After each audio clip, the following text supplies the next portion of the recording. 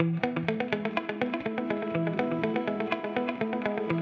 primary diagnosis of around half of the residents in aged care is dementia. Most people with dementia reside in the open area of the home.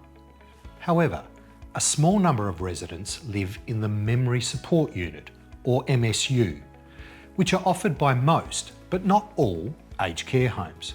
A memory support unit is a secure area within the aged care home, designed for people with more advanced dementia, often with behaviours such as wandering or aggression. MSUs will have a higher staff ratio than the open area of the home, and will have resources and programs designed to assist those living with advanced dementia. You do not decide whether you or your loved one will be accommodated in the open area or in the MSU. This decision is made by the manager at each aged care home. Different managers may come to different decisions, and decisions are also reviewed over time. Some people who are admitted into the open area may then transfer into the MSU as their dementia changes over time.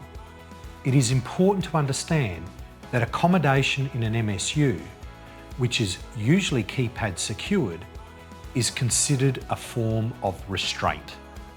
This means that the aged care home will require legal authority to accommodate someone in an MSU.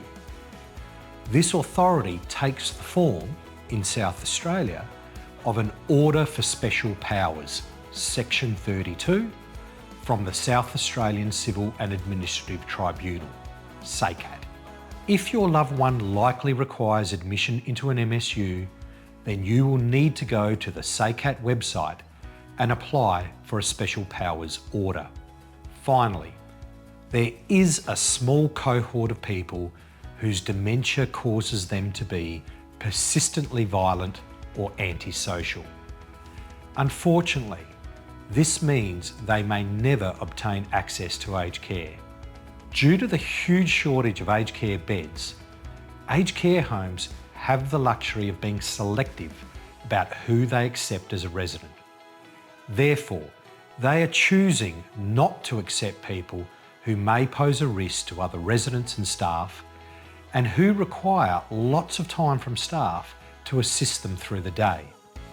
In effect, this cohort of people are being excluded from the residential aged care system. It is undoubtedly unfair, especially to those family members who have delivered care, often without formal support, for years and are now exhausted, stressed, and even fearful.